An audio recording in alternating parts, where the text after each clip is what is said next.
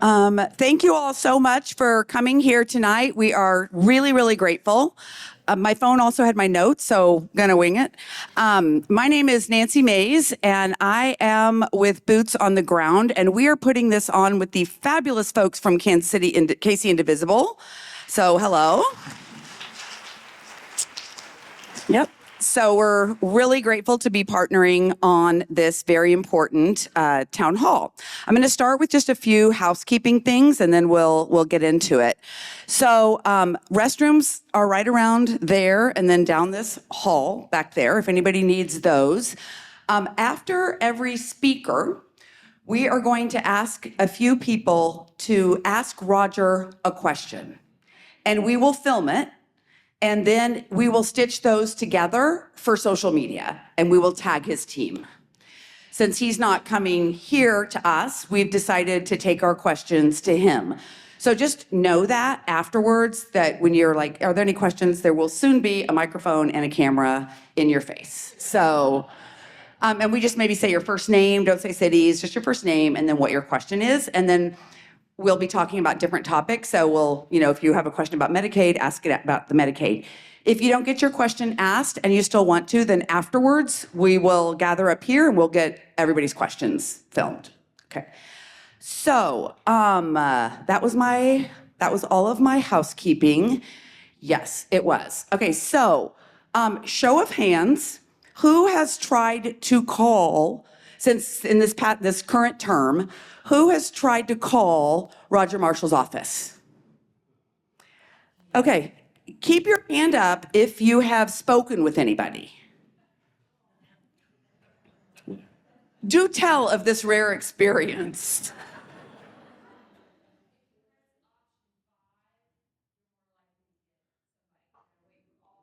Okay, pro tip, if you press 5. Okay, very good. Who has been to one of his offices and knocked on the door? And who has been greeted warmly by people whose salary we pay for, right? So, that's why we are here tonight. In fact, KCUR had reached out to have a town hall with Roger Marshall, a nonpartisan, because they are KCUR, event. And, word just never got back to KCUR about whether or not that would happen. And so that's when KC Indivisible reached out to say, do we want to do this ourselves? Invite them, see if they come. But at least we are here tonight, hearing about the impact that his absence has. And so that's what tonight is about. Like, what is the impact of having a senator who lives in Florida represent us in Kansas, right? So I have to point out one shirt. Stand up. Roger Marshall lives in Florida. That is absolutely perfect. Thank you so much. Bill, did I forget anything? Nope? Okay, great. So we can do the next slide. So we have 4 amazing speakers tonight. We're going to start with Laura Robeson. We'll just keep that there, Israel. She is with Little Lobbyists. After Laura, we will have Carter Taylor, who is an educator and a leader in a local education union. And then we will have Michael Poppa, who is the mayor of Roland Park and also the executive director of Mainstream Coalition. And he will be talking about the impact on businesses that the whole Trump administration is having and the Floridian. He's also got a couple of business owners with him to talk. And then we're going to end the night talking about immigration. And we have Judy Ansell, who is the executive director of the Cross Border Network. And then we also have my friend William Rogers, who was a former Core Civic employee. So we have lots of interesting speakers tonight. We'll have time for questions, time afterwards for some mingling and additional questions. And before we get going, I want to point out one thing. I did some research, and because I was wondering, how often does he vote with Trump? And he votes with Trump 98.3% of the time. And so that just kind of sets the framework there, right? That he's vying for his ambassadorship, I think. And then I meant to kind of flip these. Can you go to the next slide real quick and then go back to Laura? Thank you, Israel. I pulled a couple of quotes from Marshall, what he said about Medicaid. Just like Jesus said, the poor will always be with us. There is a group of people that just don't want health care and aren't going to take care of themselves. Another thing he said is the Medicaid population, which is on a free credit card, do probably the least preventive medicine and taking care of themselves and eating healthy and exercise. I'm not judging, I'm just saying socially that's where they are. So that's the framework. And so now we have the amazing Laura Robeson from Little Lobbyists. Thank you. Well, I have a little fire in my belly after seeing those quotes. But yes, thank you, Nancy. My name is Laura Robeson, but I am more commonly known around town as Danny's mom. Danny is 13 years old and is in the 8th grade. Like many middle schoolers, he loves YouTube, but unlike many middle schoolers, he likes watching our Board of County Commission meetings on YouTube. That is where he is tonight, actually. New meeting dropped, so that's where Danny is. He's watching that. If you want to talk zoning, Danny is your guy. In the 6th grade, he was elected by his classmates as most likely to become president. Danny is everything we could have hoped for in a child. He is happy, he is kind, he is resilient. Danny is also disabled. Danny has cerebral palsy and epilepsy. He uses a wheelchair to get around and a feeding tube for all of his nutrition. He needs total support for his care and constant supervision to ensure his safety. Danny receives home care or home and community-based waiver services through Medicaid. He has a wonderful support worker who comes to our home, and he is trained in all of Danny's care needs and all of his equipment. At school, where Danny is thriving, he receives one-on-one paraprofessional support, wraparound therapy services, positioning equipment, and assistive technology communication. He is learning alongside his peers. He just read The Giver, and he is learning how to determine the volume and area of shapes. Danny could tell you better than me. Medicaid is what makes all of this possible. Medicaid is a lifeline for Danny and for our family. It ensures that he gets the support at home now to keep him safe and healthy, and the services at school to keep him in the classroom. Medicaid allows us to dream big for Danny. In the One Big Beautiful Bill, Senator Marshall voted to cut almost $1 trillion from Medicaid.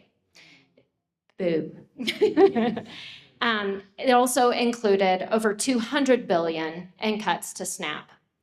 They did this to provide historic, massive tax cuts for billionaires and for corporations. This will have a devastating impact on disabled people around this country, including Danny.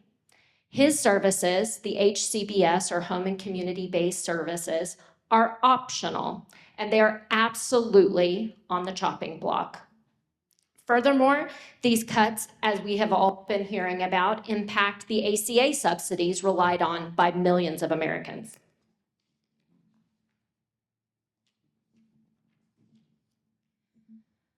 A remedy to this has been proposed through the Rural Health Transformation Program.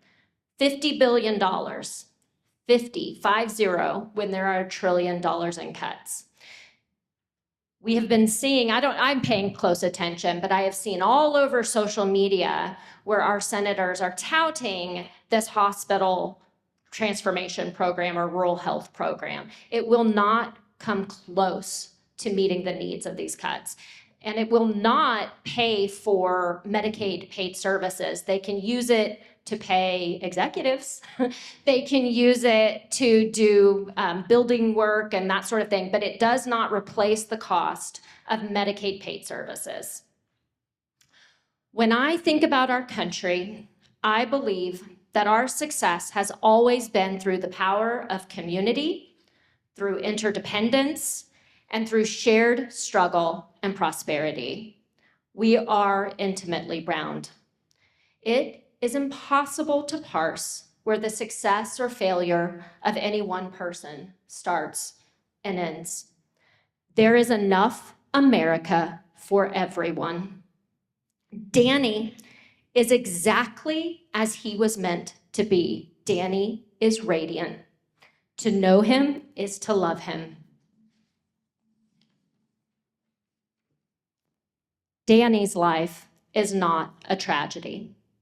The tragedy is living with a government that does not recognize the value of his life. Danny and I are proud members of Little Lobbyists, a parent-led organization advocating for children with complex medical needs and disabilities. Our co-founder and executive director, Elena Hung, frequently says about her daughter a thing that I believe about Danny. I would change nothing about my son. I would change the world for him. I am here to speak out for Medicaid and food assistance and access to health care, not just for Danny, but for all of us. None of us got here alone. We are better, safer, and healthier in a future where Medicaid is not only funded, but expanded. Where every child has a full belly, where no one has to worry about medical bills, where we live in a country that is truly for the people. Senator Marshall, if I could speak to you tonight, what I would say is that we need to work across the aisle, restore the cuts to Medicaid, restore the ACA subsidies, and reopen this government. Thank you.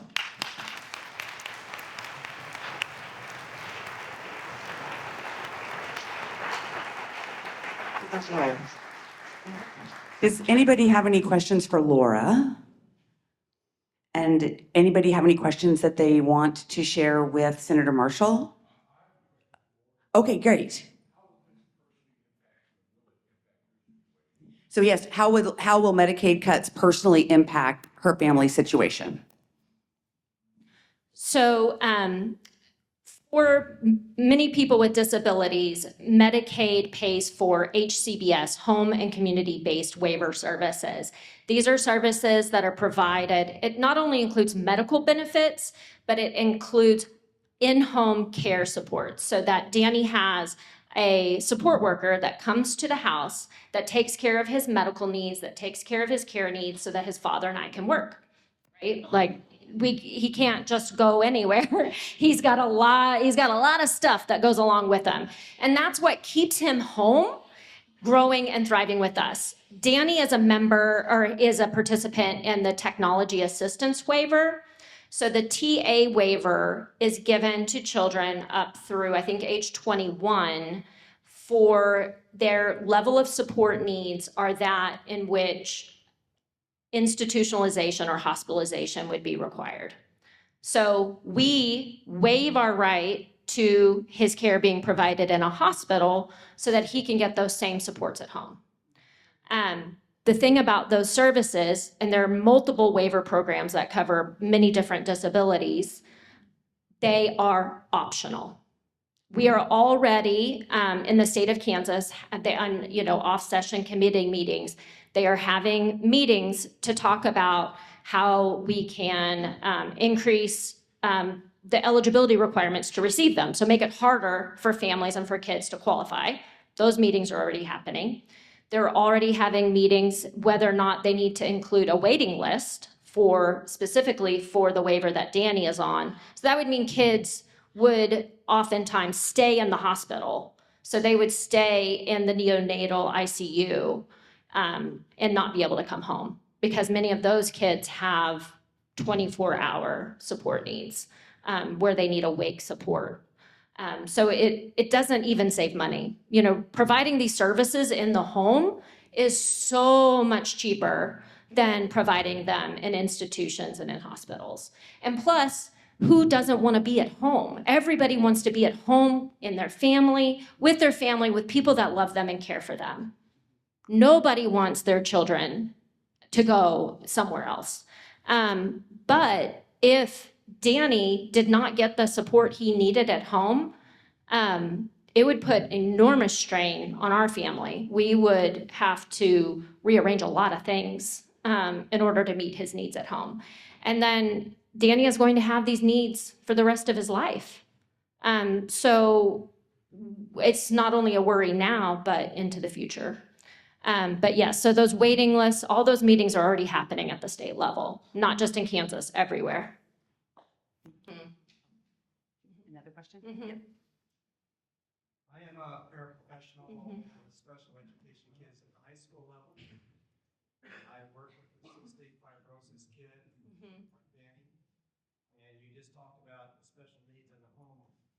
But having these kids go to school also provides relief for you. And a lot of things happen. I recently read that Linda Mahon fired and cut the entire special education division from the Department of Education. It's gone. Right. Do you have an idea of what that will do? Yeah, hopefully caregivers that actually help you during the daytime. Yeah, I'll repeat the question. So during the guise of the shutdown, the federal government, so whether that was done under the Secretary of Education or Russ Vought or certainly someone in the Trump administration, they eliminated the entire department that oversees funding for special education in this country. So that is a congressionally mandated office. They are the only office that can disperse those funds to the state. So we've got our money from this year. Now that's no guarantee they won't claw that back, because we have seen them claw it back as well. But moving forward, there is no legally responsible department to disperse special education dollars to any of the states. Furthermore, that is, the federal government oversees and ensures that school districts are following students' IEPs. So they handle all of the investigative work. If anybody believes that their child's IEP is not being followed, similar to other departments, there's a phone number you can call and say, my child is not getting their needs met through their IEP. And then that's where the oversight comes in. All oversight is gone. And so we know what happens when there is not oversight. That legal document that parents have for their children is not worth the paper it's printed on, because there's no regulatory body, there's no department overseeing the implementation of services. So thank you for bringing that up. I didn't work that in, but that is also another thing. Thank you. Does anybody have any questions that they want to give to Roger Marshall? Anybody? Okay, we will have those. If anybody changes their mind, we'd love to have people after. Okay, so thank you. Yes. Hello? Oh, we do have one? Great. Yeah. Too close? Okay. So, before these cuts, the wait list in Kansas to get on Medicaid, I've got a son that's 24. This lady's story was very similar to ours, but he's 24 years old. When he got on Medicaid, there was a wait list for 8 years. Okay, that's where it is now. Okay, so once these cuts came into place, what did that explode the wait list to? You have a child that's born with disabilities. Do you have to get on the wait list now, then, so that by the time they're 16, they can get the support they need? I mean, it's just 8 years is unconscionable anyway, much less exploding that. Thank you. Thank you for sharing your question with him. Okay, well, thank you, Laura, for your time and your story. And had the pleasure of meeting Danny, and he is in fact an absolute joy. So now we have Carter Taylor, and then, no, we have, I thought we were gonna do Carter next. Yeah, sorry, can you keep going, Israel? I must have messed him up. Yep, this is the quote. Okay, do the quote, I'm sorry. We are failing our students. Our Department of Education and what we are doing today is not working, and we need to change it. That is a Roger Marshall quote. Don't know when the last time that he stepped foot in a classroom, but now we are going to have Carter Taylor come on up and talk.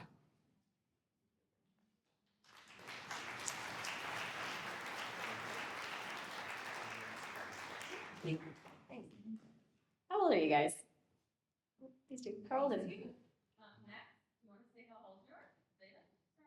You're 7? Nice to meet you. You're the same age as my students, so I saw him walk in, I was like, okay, cool. Hi, everybody. Hi, my name's Carter. I teach here in Kansas City. I'm also the legislative chair for my union, American Federation of Teachers, Local 691. Thank you. Thank you very much.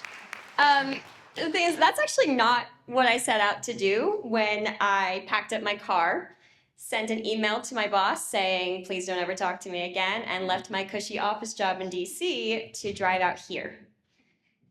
I came here to teach because Kansas City asked me to, putting out ads and creating incentives to bring in young, passionate, qualified professionals who would fill the gaps an unmitigated teacher shortage has left in our schools.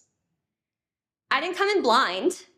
I knew from watching my mother and her classroom that this is a difficult, thankless, and sometimes even dangerous job. But I was ready and willing to follow my mom's footsteps and take up the mantle that so many brave, intelligent, and impactful educators have left for me. Just think for a second, is there a teacher who has changed your life? And if you can think of that person even now, years later, I'd like you to raise your hand. That's beautiful. It's definitely been restoring my faith in humanity lately to see that there are so many people who have stood up for us. But, well,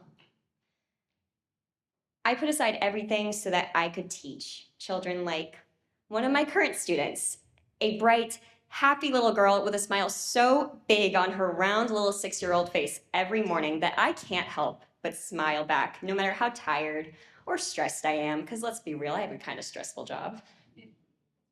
As a teacher, you know that every kid is a little miracle, some more so than others, depending on the day. But when they walk through my door, they come in carrying different degrees of love, attention, and learning. And our job is to give them as much as we can of whatever it is that they need, so that next year, the next teacher can do the same, and again and again. And at the end, you'll have a person who can leave these school doors and be prepared to handle whatever may come. This little girl, though, in my class right now, I can just see how much love she carries into my classroom with her every single day. She comes in each morning, her clothes all very neat, all matching from head to toe in various shades of pink, her favorite color. Nothing expensive, but clean and very, very, very much bright. Her hair is always meticulously done up in pigtails or braids, and always topped with a cute little bow. Pink, of course. She walks in holding the hands of her parents, which are strong but cracked and scarred from labor. I see the way that they have patched and sewn their discolored work pants again and again, pairing them with rotating shirts from a mix of several laborious jobs that they push through night and day without fail, all to provide for their daughter, who they look at like she is the greatest gift in the world.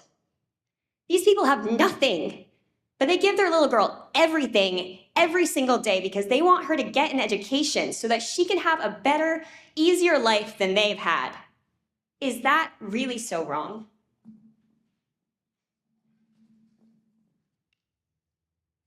As that little girl's teacher, I wish I could ask Roger Marshall why he doesn't believe that she deserves that education.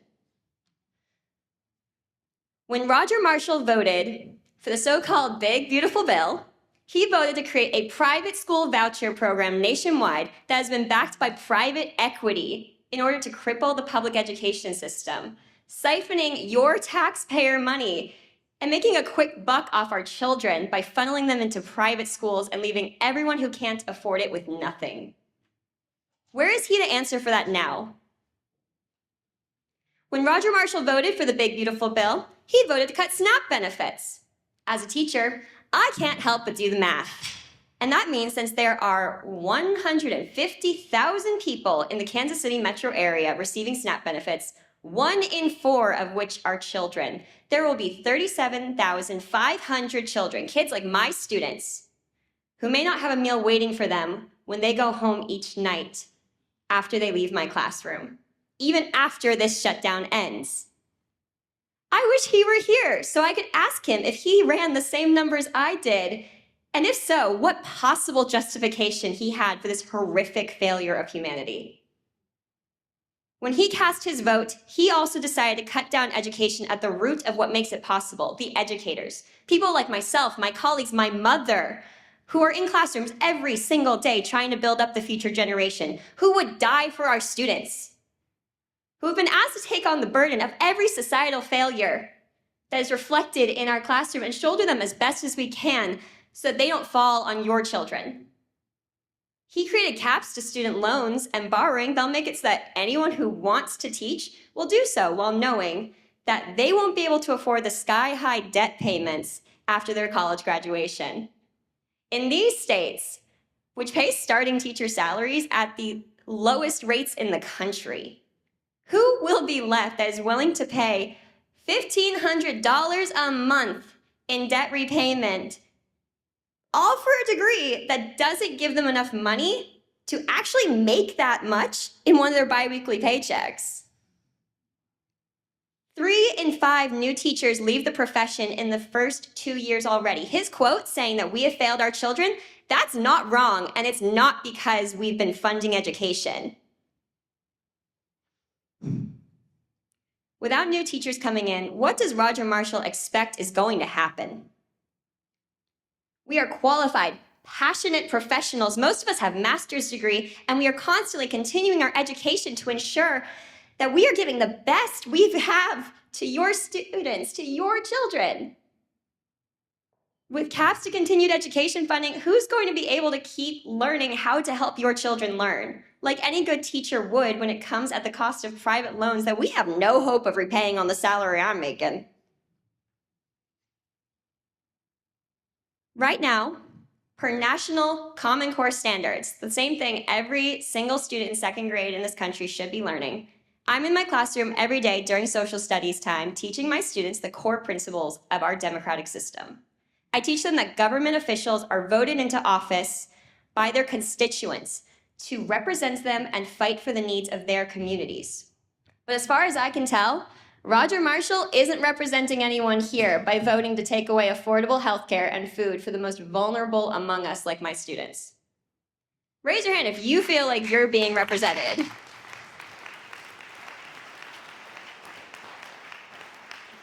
I don't see any hands. Thank you for the claps, but does anyone here really feel represented at this point?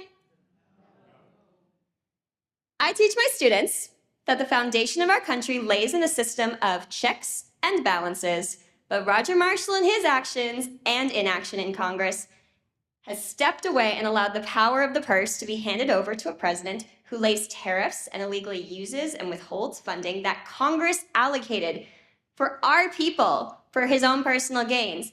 Funding like the Department of Education, funding like the SNAP benefits that were supposed to go out, and we're only going to see, what, a partial payment of this month?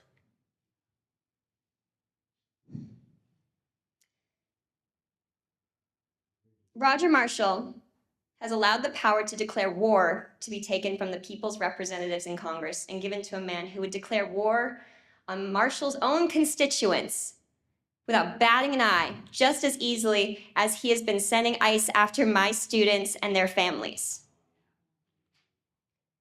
They see their classmates disappearing from the hallways. They know what's going on. If Roger Marshall is too scared to come here and answer to his constituents, fine.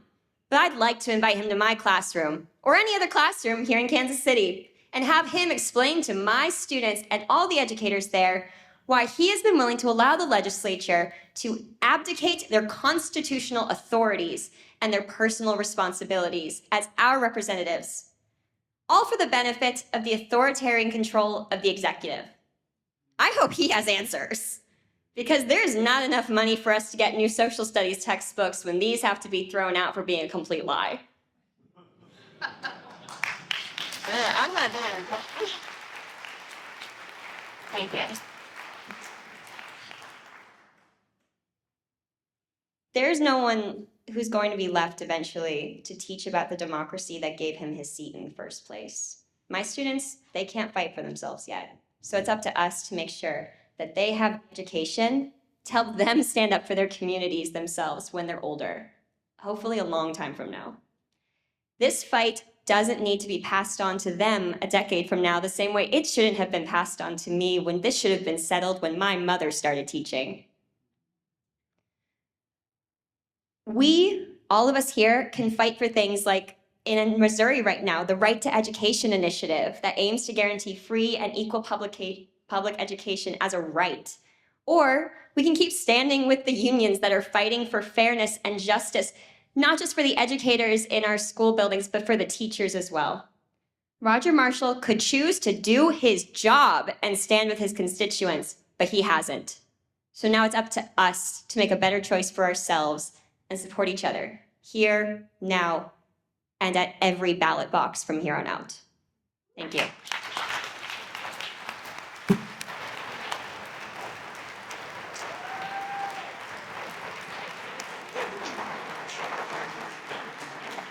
Thank you, Carter. It was so compelling. Does anybody have any questions for Carter, which we will also give to Roger Marshall? Any questions? Yeah, go back over there. What district do you teach in? That's a really good teacher voice. Yeah, That was a really good projection. Yeah, is he a teacher? What district does Carter teach in? So I teach in Kansas City Public Schools, but I currently represent thousands of educators in the greater Kansas City metro area. I'm on the Missouri side, but boy, oh boy, the Kansas side and I have a lot of talks. They're really not that different, I promise. Any other questions? Oh, What subject do you teach?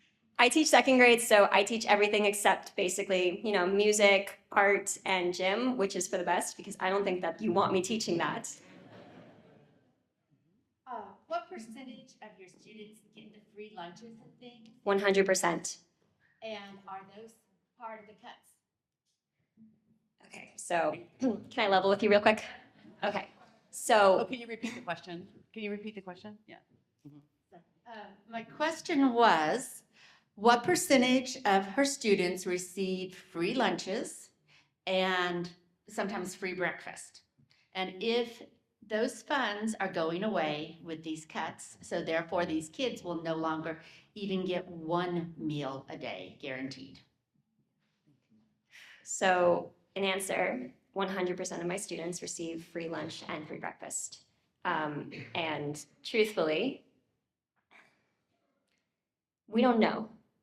That's just the thing. We don't know what's going to happen. And unpredictability is probably the worst thing when it comes to your own anxieties over whether or not these kids are going to be fed. Funding was always in flux, don't get me wrong, but with all these cuts we're seeing, there's no guarantee that these programs aren't going to go away. And I'm incredibly thankful and lucky that I have my union and they've supported me. I started something called the KC Kids Eat Initiative. We make sure that my students have food, and not just the students, but also educators in the building who don't make enough money to afford to eat or live in this area, despite working in it every day. I have one coworker within the district who is homeless, who is living out of her car, who comes to school every day and gives everything she can to these students, and she needs just as much support as they do right now. But we are giving her everything we can. I take donations of food. Snacks are actually shockingly one of the biggest benefits that kids can get, snack time, especially in the lower grades. So yeah, we don't know what's gonna happen, and that's heartbreaking. Can you wait till the microphone gets to you? Yeah, for questions. Yeah, thank you. Mhm. Do you have any idea what the percentage is of young people, K through 12, who have taken advantage in this area of any kind of vouchers or who go to private schools? As far as who's taking those vouchers and who's going to private schools, that voucher program is technically one that the states opt into.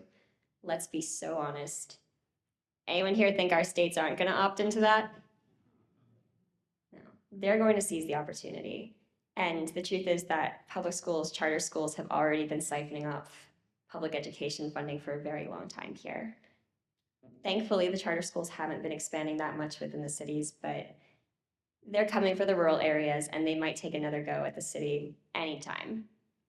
Our job is to stand strong as a community and say that we don't want private businesses to be making money off of our students. We want to support a free and fair public education because that is the foundation our country has run on for so long. It is the great equalizer. And I cannot imagine a world where we take that away after this long of having it and all the good it has done. Even if the system is difficult to navigate, even if it is sometimes unfair, even if there are so many cracks in it, I'd rather we patch them up than throw it away.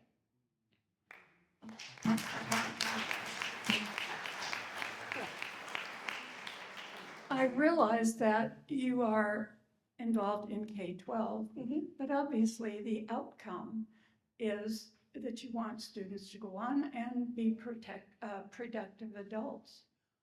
So many opportunities have been brought forth by the opportunity to go to our local community colleges. And I know because I've worked for years with the Metropolitan Community College program and with community colleges in this area. What's happening to Pell Grants? It has been the backbone of so many people's education. So I'm actually not that far removed from college myself. I don't know if you can tell, but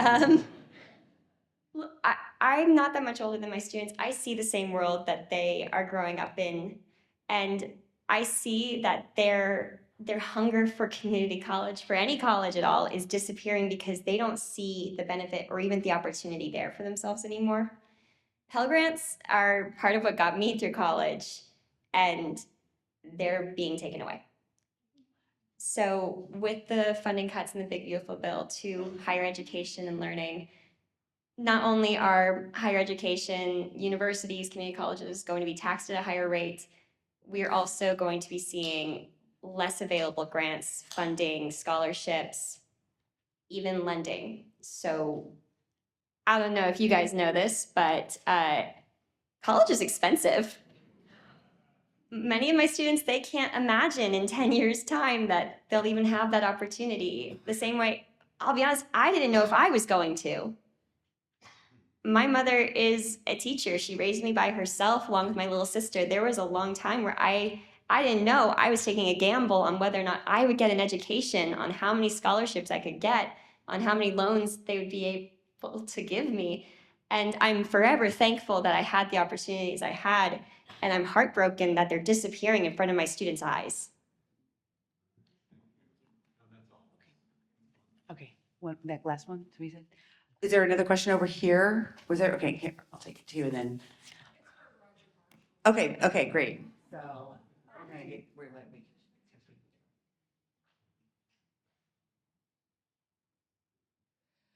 As a former rural child that benefited from free lunches, I'd like to ask Roger Marshall to speak with me, explain to me how cutting free lunches and suddenly cutting SNAP, how that helps a child to pull its bootstraps up in education and cutting Pell Grants, how those bootstraps are going to be pulled up, how we can make and have that American dream that the Republicans promise us that we have. Is that going to solve the problems and how we can reach up and grab that trickle down that Roger is promising us? How is that out of that poverty? Because I know when I was hoping for food as an 8-year-old that I wasn't able to reach it. And I want to see children that are in that situation today, that are in schools now missing breakfast, missing lunches, and now missing 60% of their SNAP benefits. I want to see those children fed. Roger, how are we going to feed those children to reach that trickle down? How are we going to reach those children to pull those bootstraps up? Because if they can't afford the food, they can't afford to not be poor. How, sir? How are we going to do that?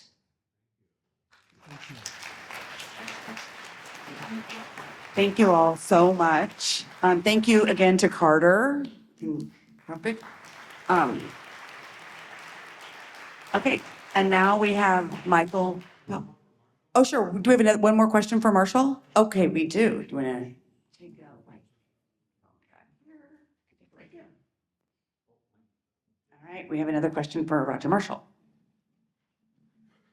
As Roger Marshall so shamefully voted to cut SNAP benefits and benefits to the poorest of Kansans, I was reminded of his claim to the quote that Jesus says there will always be poor people, him utilizing that as an excuse to disregard them. What he didn't realize is that's from the Gospel of Matthew, and Jesus was, of course, quoting from Deuteronomy chapter 15, verse 11. I would know this because, unlike him, I've read the Bible. The full quote is, "There will always be poor people in the land. Therefore, I command you to be open-handed towards your fellow Israelites who are poor and needy in your land." Roger Marshall, why are you going against the will of God, a God who you claim to worship? And why are you depriving the poor of the very things they need?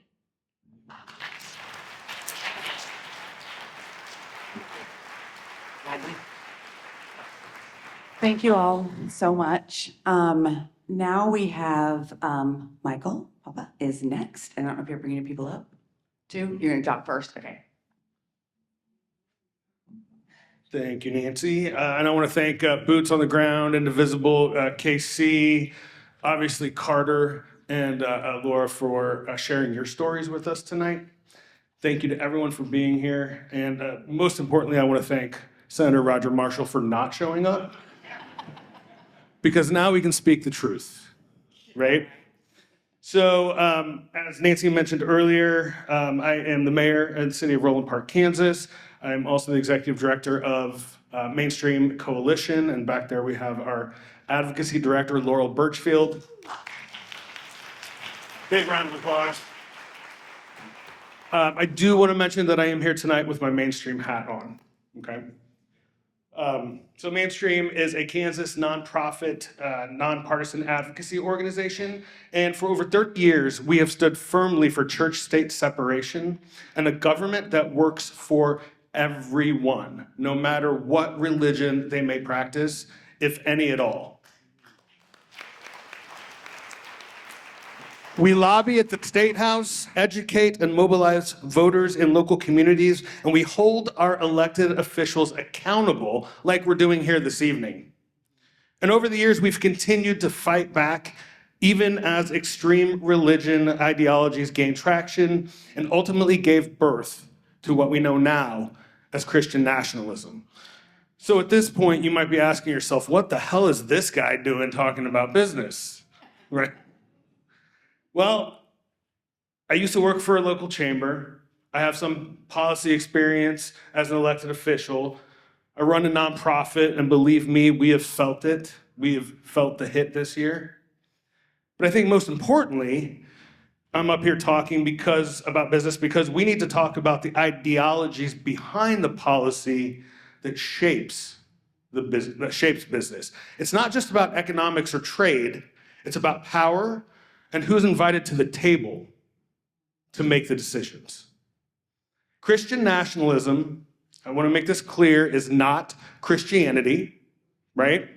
It's an anti-democratic political ideology that exploits religion for profit, for power, and most of all, for privilege. And when policy is driven by Christian nationalist priorities, we've already seen what happens. Regulations and oversight may shift toward privileging certain religion-based organizations, potentially undermining fairness in the markets. Risk for reputational damage or regulatory backlash increases when companies operate in an environment that is more concerned with culture than it is about economic growth. Businesses that rely on an inclusive workforce, diverse talent, immigrants, women in leadership, LGBTQ+ community members, they might find their operating environments less stable when policy focuses on exclusionary cultural priorities. And we've talked about this already tonight. When Christian nationalism is able to influence policy that shapes business, or just influence policy, public funds are diverted to faith-based institutions or voucher schemes rather than the broader workforce development or infrastructure that benefits all of us and all businesses. And Marshall continues to align himself with Trump's Christian nationalist agenda. And he praises the harmful trade deals as victories for Kansans, but we've heard differently. So in short, for Kansas business owners, the leadership that they rely on, that we rely on, business operators, they're choosing battles oriented more toward ideological alignment than they are toward pragmatic, inclusive economic growth. And that choice is having a real impact. And it's not just an economic impact that this Christian nationalism ideology is having on businesses. It also comes with a personal price. Local businesses, local business owners are paying a personal price for Roger Marshall, for the Trump agenda, for the Christian nationalist policy. And I have one of those business owners here with me this evening, and a good friend of mine, Jenny, who's going to come up and share her story. She's going to tell you about the personal price that she's had to pay in this environment. And Jenny, I would love for you to come up and share your story.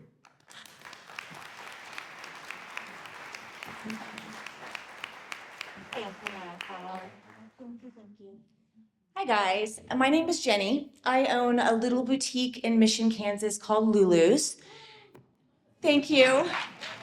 Thank you. And first of all, I see some faces in here that have donated food to us, and that's with Boots on the Ground and Kansas City DSA that is putting on a food drive for not only furloughed workers, but also just people in need because of the cuts that this one has made to SNAP. And we have gotten so much food. And so I'm really, really, really happy that you guys are really doing the call to action and helping us. So first of all, I own a small boutique. I have around 30 local makers that make all of our goods. Or I shouldn't say that. Most of our jewelry, home goods, things like that, we try to keep as local as possible. So the first development in the regime's problem with us is that these makers use products from overseas, from other places to make their candles, their perfumes, these bottles. The tariffs are killing them. And so when their prices go up, of course, ours in turn go up. And then that makes it harder for us to make a dollar, for our makers to make a dollar. And we try to keep all of those dollars local. So with that, it makes it very much more difficult. So that's kind of where the impact of the economic impact is hurting us dramatically. However, the real reason I think I was asked by Michael to be here was the personal part of this. So at Lulu's, we are an incredibly inclusive store. We put pride flags in our windows. We welcome everyone in unapologetically. And we also sell some merch that may not be exactly liked by the left, or the right. And a customer decided to come in a while back and take some pictures of some of the stuff that we were selling. And mind you, this was not anything that was incendiary. It was in jest, it was kind of silly stuff. She took a picture of it, she put it on her social media account, and it blew up. And not in a good way. It went really dark really quick. The store started getting death threats. Me and my husband have gotten death threats. Our children who are grown, one who lives in a different state, was getting death threats. All because, like Michael was saying, these people flock to this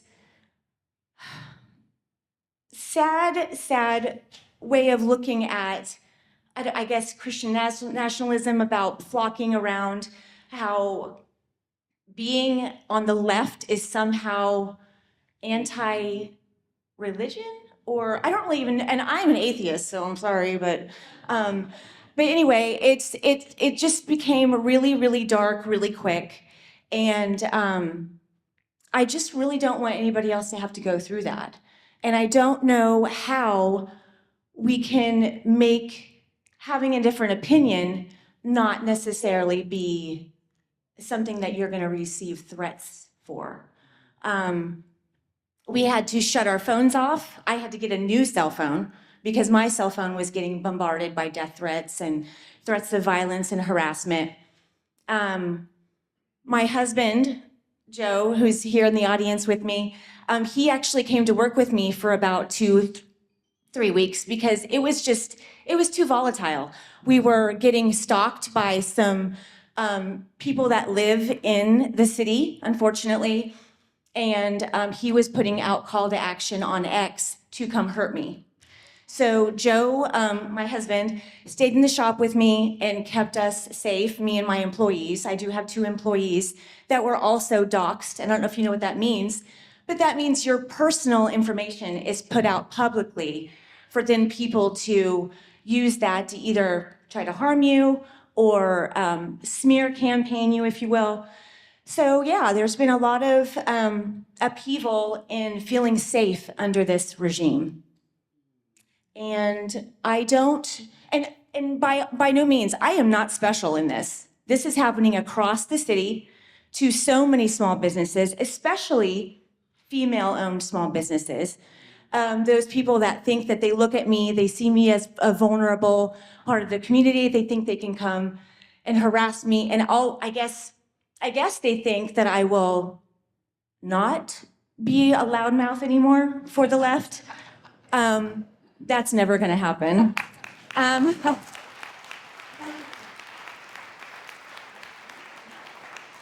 But yeah, but I will say this. The community support that we have received, not only for my business and my makers, but in getting this food has been astronomically successful. And I do feel like sometimes these dark moments happen for you to be able to see the good. And we are seeing the good, and we are giving the good back. So we are trying our best to look at this dark side of what happened to us and make it better for those in need, including those that need food, those that need community. And community is so important right now. Like, I have this little shop. It's not about retail or resale at my shop. It is a place for people to come, feel safe, no matter what religion you are or what gender you are. It's really important to me to have that kind of a space where people can come in and chat and talk. And I must have therapist tattooed on my forehead because I do become that a lot of times too. But the light is coming through in bounds that I am so happy. And I definitely wish that this wouldn't have happened to us, being scared to go home because they knew our home address as well. They knew my son's home address. So I wish that wouldn't have happened, but at the same time, I think that in order, and I guess this can be kind of a metaphor for where we're at now. I know it's awful and it's so hard, but this room, you guys here, talking about how we can do the most good in a time where we need it the most. I just am really thankful that you guys are here. I'm glad that you were able to hear my story, and I hope that we can see each other in the public, and you can come to my shop and see the good that we're doing for the community and for our fellow Americans that are not crazy.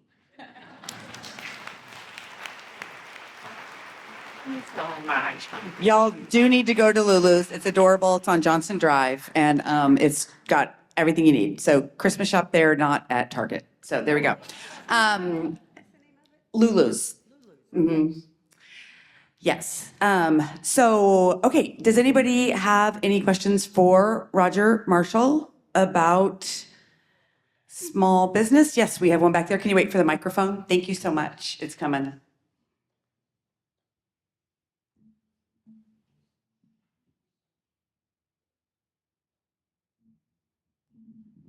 Yeah, Roger, I want to ask you, you sent an email, so I don't know how many of you in this room get Roger's emails, but he actually sent an email in the last month praising the tariffs that Trump was implementing.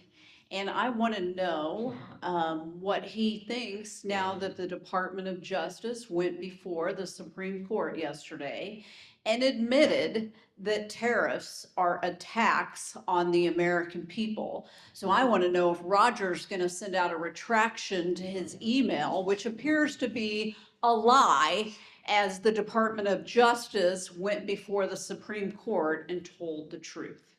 So Roger, are you going to tell the truth to your constituents?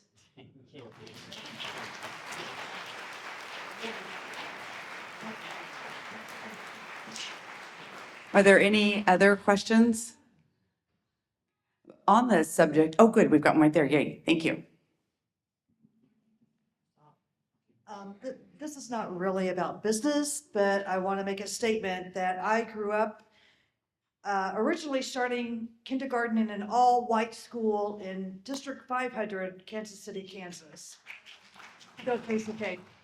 I transferred in 3rd grade to an all-black school, Quindaro Grade School.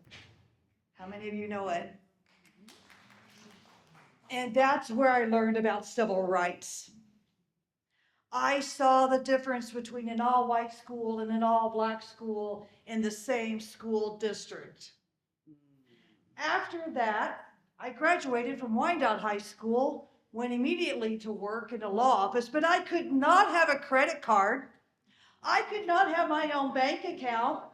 I had to lie to get birth control. Then I saw Vietnam. I saw all that happen. I saw the protests, and then things evened out a little bit. We've had a little bit of peace and quiet, and some women were able to progress, hold jobs, run for office, even to the highest level. And my question to you, Roger, you're talking about the golden age. Is this what we're going to go back to? Sounds like it to me.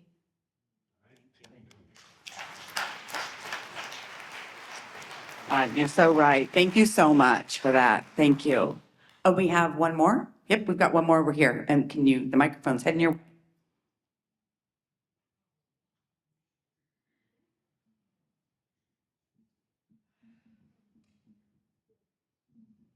So somewhat tariff related, somewhat related to ideological differences, because I guess the government doesn't need COINTELPRO when you've got control brigades.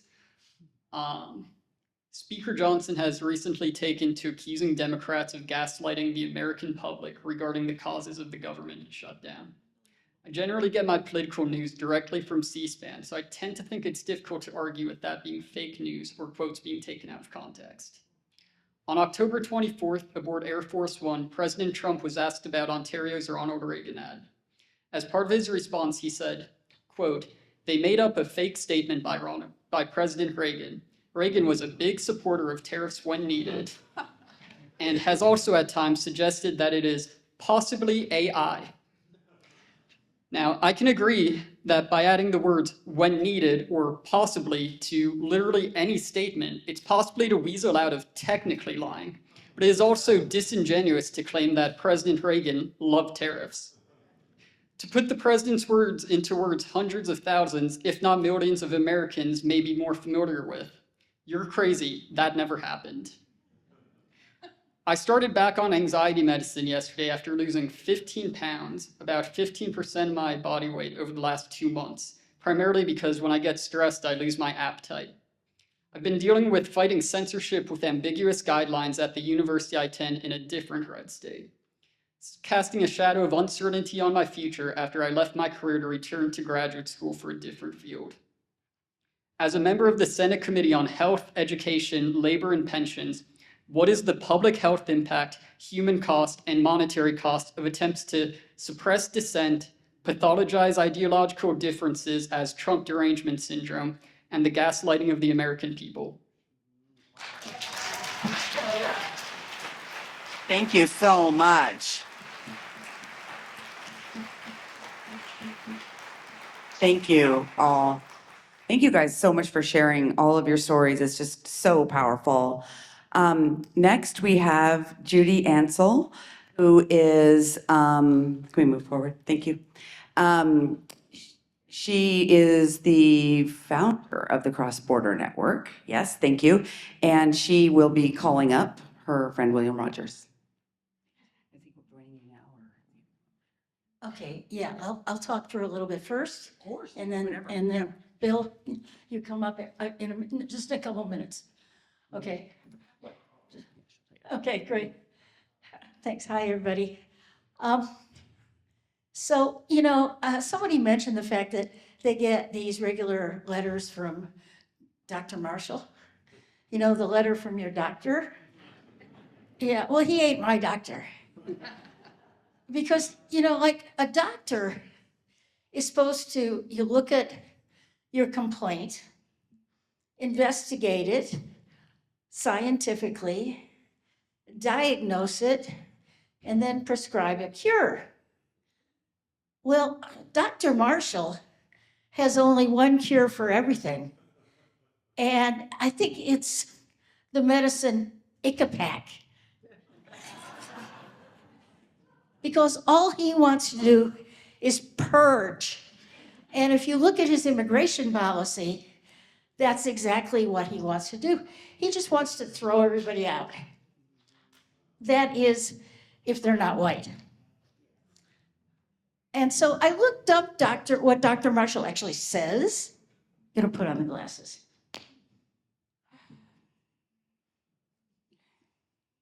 Border security. He supports resuming the wall, building the wall, and increasing the militarization of the border. He also says that we're being invaded. I don't think Dr. Marshall knows what an invasion is. And I'd like to suggest that he go to Chicago, to one of the Latino neighborhoods there, and put himself in that place, like hang around a park or something, and then he'll see what an invasion is. Because right now, our government is invading Chicago with troops who are abusing the people.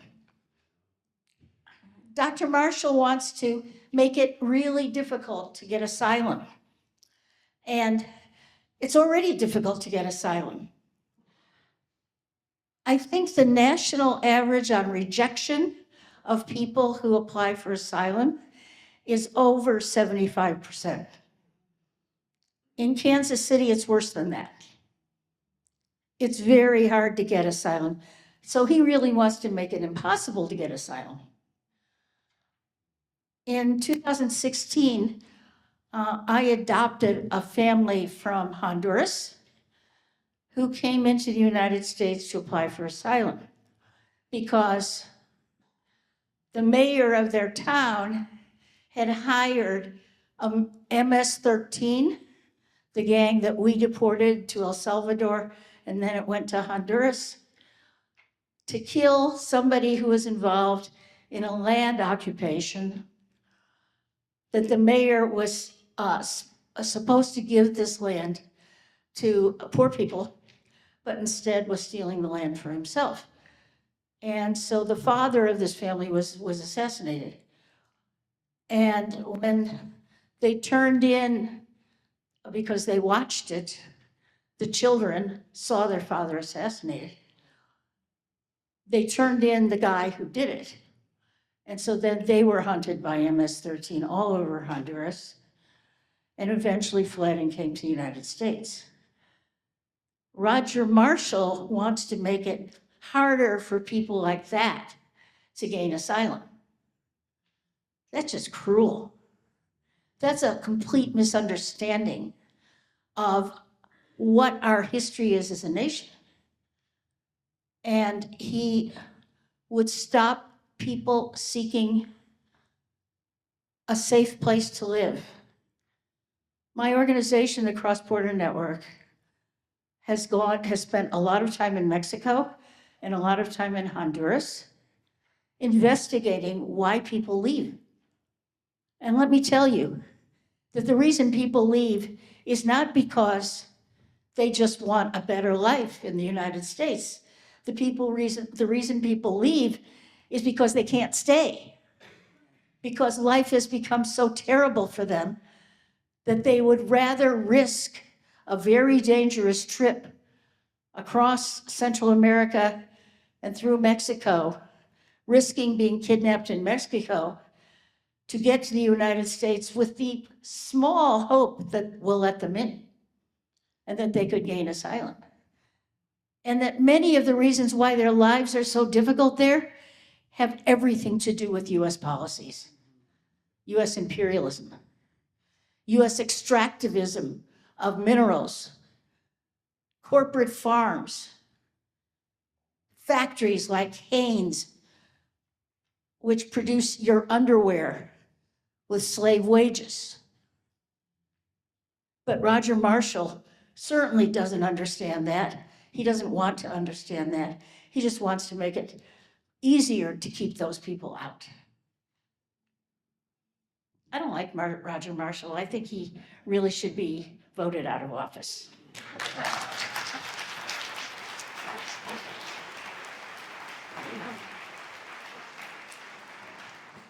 Roger Marshall doesn't tell us the truth either.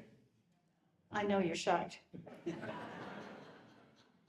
He opposes expanding access to taxpayer-funded benefits for undocumented immigrants, viewing it as an incentive for illegal immigration. Undocumented immigrants do not get public benefits. The only time they even get medical care provided for them is if they're dying.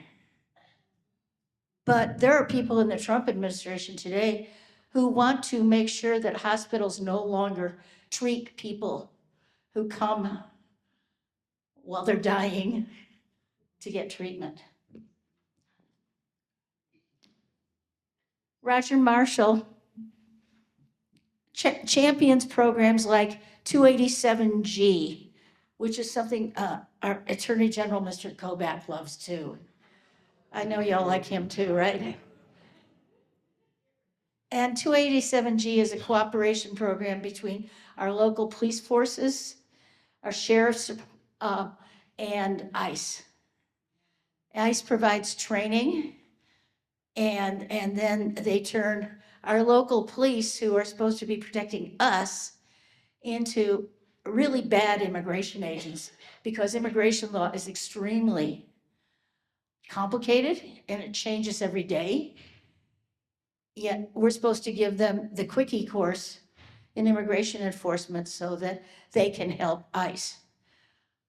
This is what Roger Marshall wants to do to our police forces in the state of Kansas. I don't think I need to go on. I want to call up Bill to talk about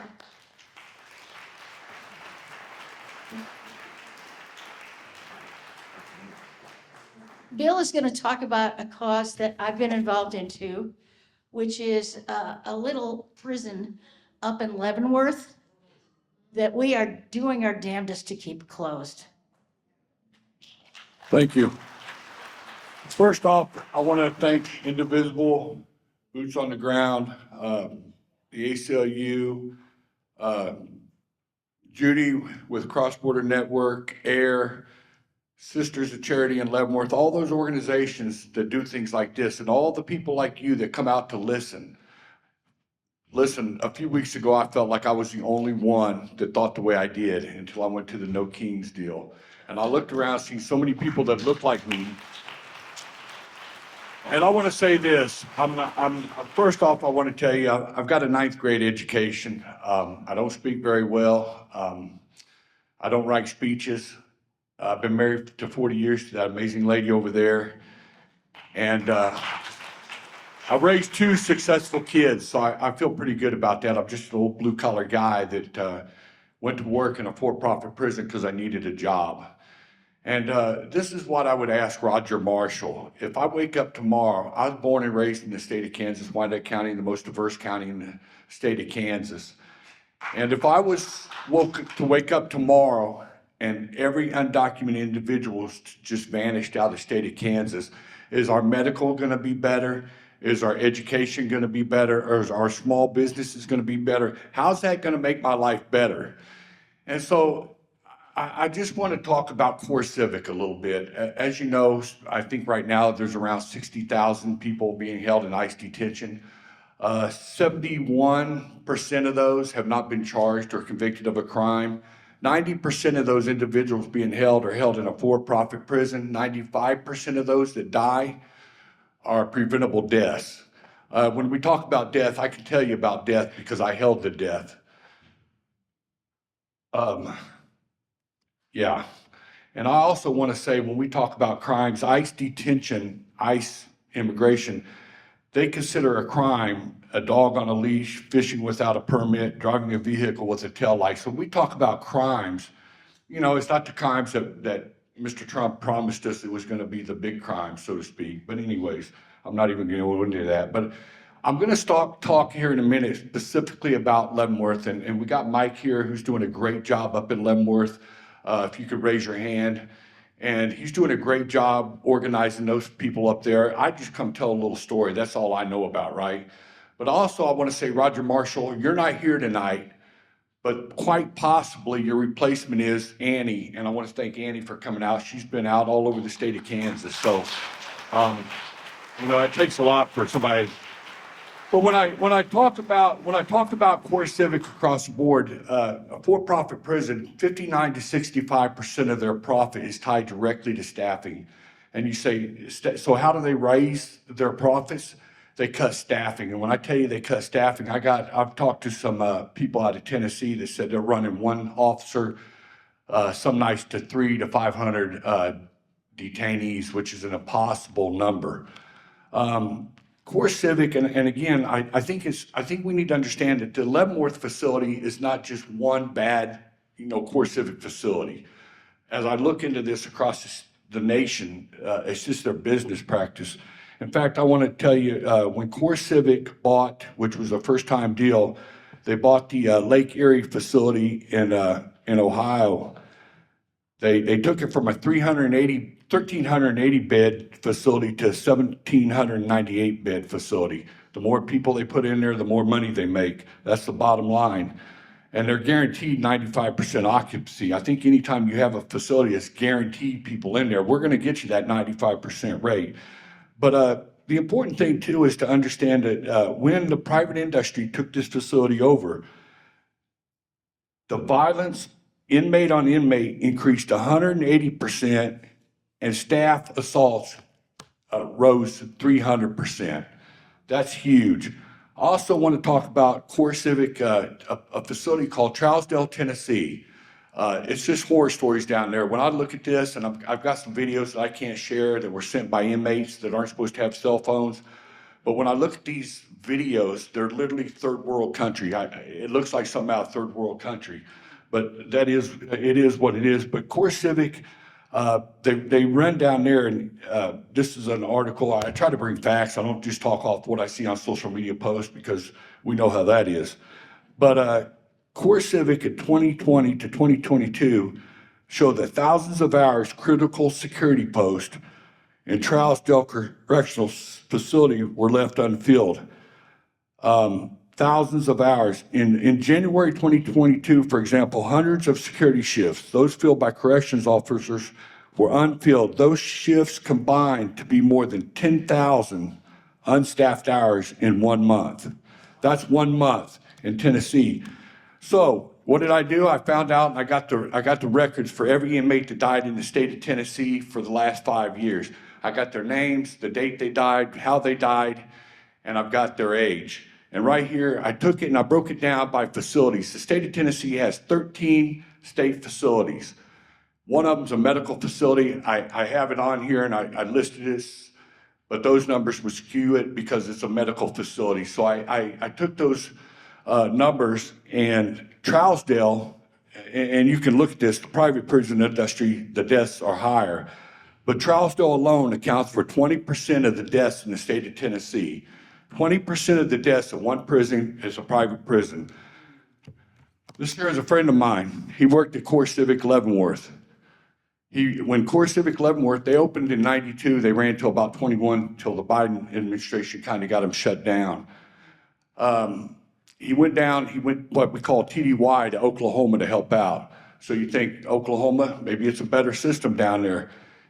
He asked to be moved from his post for 3 different times. Sometimes an officer, not that you're a bad officer, we would get sideways with a group of inmates in a pod. We call them pods. And we'd ask to be moved for our safety, and it resolves everything. I talked to a young lady out of Texas who was working at that facility. She was the first one to respond to him when he died. And he asked to be moved 3 times. She was there when he asked, and they wouldn't move him. Ultimately, he was stabbed in the back.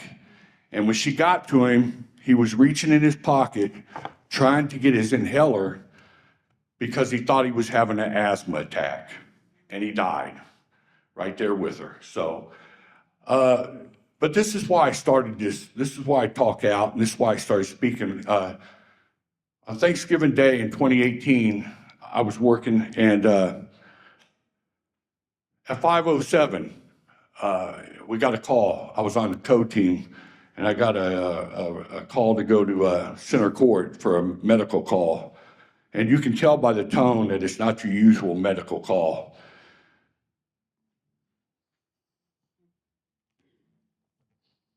It was Dylan Reed. He was a 29-year-old individual that was a good kid. Man, he made me laugh a lot. He had a drug problem. He'd tell you he had a drug problem, but he wasn't. He was a good kid, right? I'm not saying he didn't deserve to be there, but he wasn't bad. He just wasn't a bad kid. But on that day, when the door got popped and I went in, he was laying there and they had already started CPR. CPR is not like you see on TV. It's just not. And so you get very tired. Things are coming out of their mouths. Their eyes look funny. They're turning different colors. It's terrible. It's terrible. I probably wasn't cut out to be a corrections officer, to be honest with you. I'm just being real. I needed a job, right? I had the qualifications for Core Civic. What are those qualifications? You pass the background check and you're breathing. You pass those, you got those 2 qualifications, they'll hire you. I was no different, right? But he died, and he died because of direct neglect from Core Civic. We were obligated as officers to check on those individuals 2 times an hour. At that time of day, he should have been checked on 22 times. I housed Dylan when he was high. He was easy to deal with. Excuse me.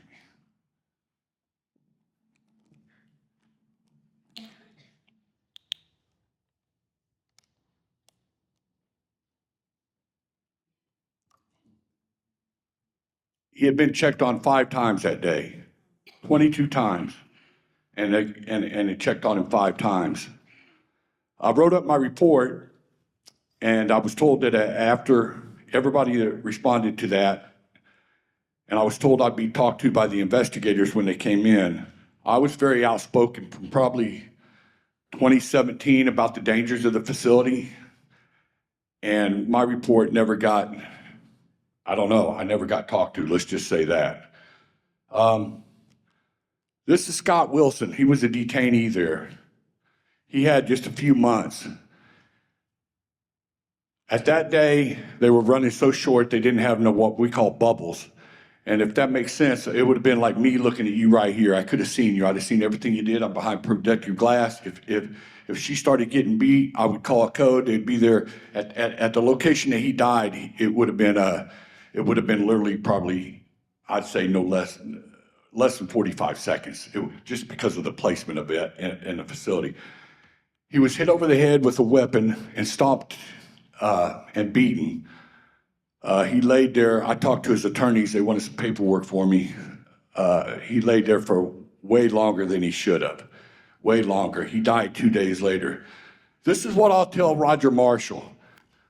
You cannot support families in Kansas and support this mass deportation experiment because you're ripping these families apart. And I'm just talking about, I know I'm talking about the for-profit, but I also want to say you cannot support small business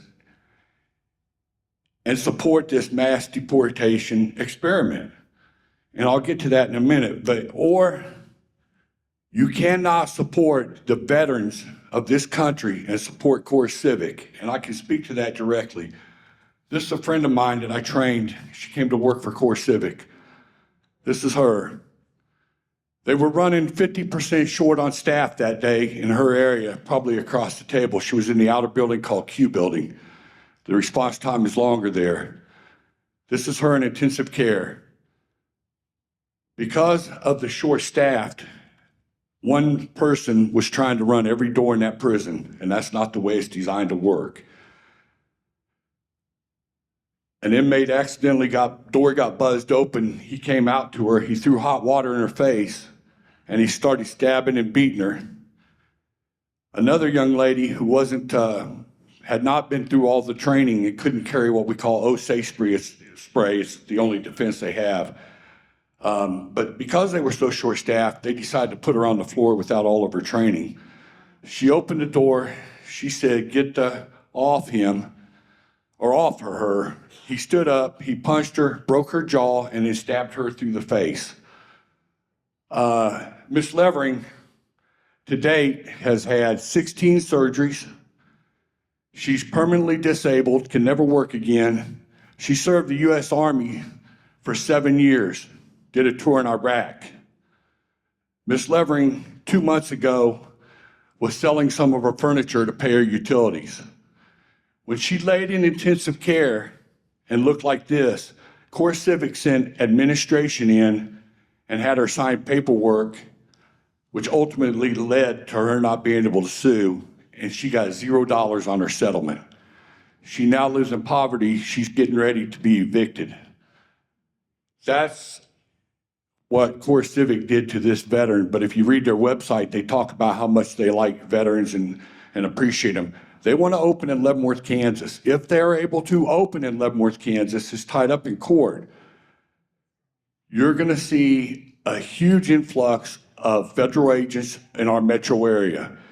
And me being from Wyandotte County, I can talk specifically on that.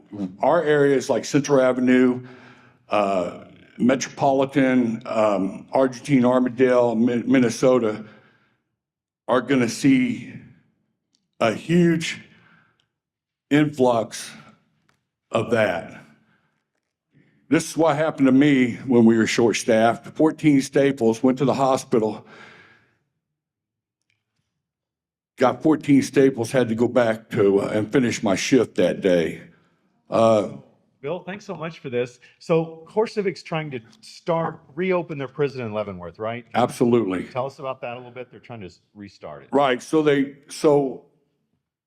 after the Trump administration, they reached out and they wanted to reopen the Leavenworth facility.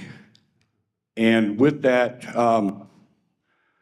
the city has a clause, and I believe Mike could speak to that, an ordinance that you have to, if you've been closed for so long, you have to go through a special use permit.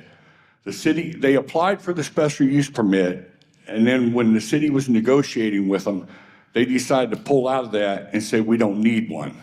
we're just going to open anyways. So the city, if I'm right, filed a lawsuit to stop that, and that's where it's been. So originally they was going to open up in May, June, and we've been able to keep it closed for that long.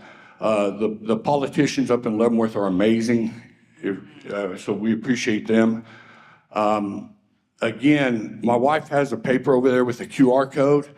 I would ask if you guys would scan that QR code and read about what's going on up there and sign the little the paper and show up. But showing up for these kind of events is what makes the difference. One thing I want to say, if I can, is not a lot of officers speak out. And I always wondered why. Well, I can tell you why.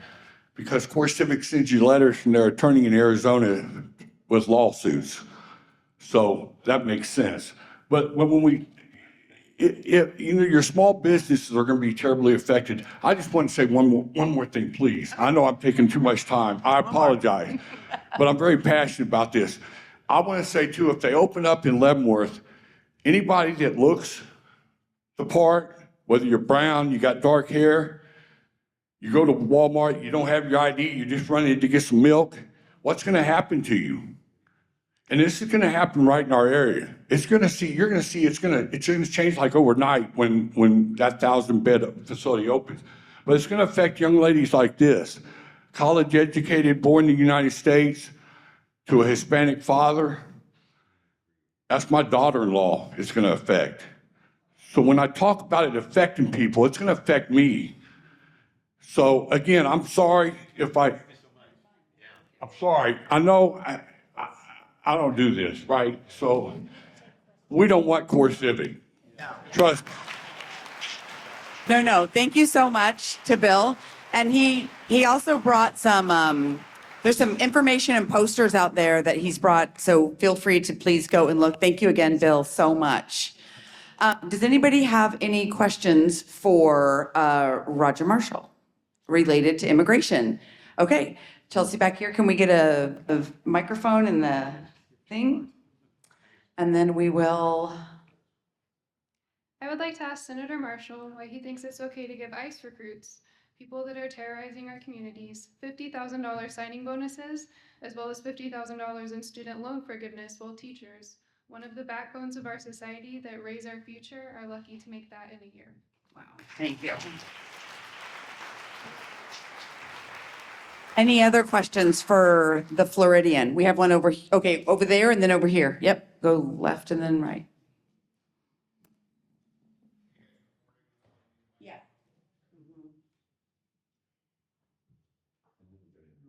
They won't.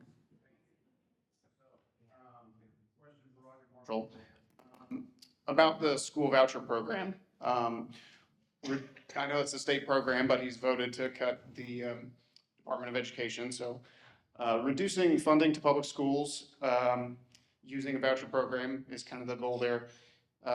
It'll likely lead to the closure of public schools. And a big part of Kansas is rural schools. So closing rural schools is going to be kind of a problem.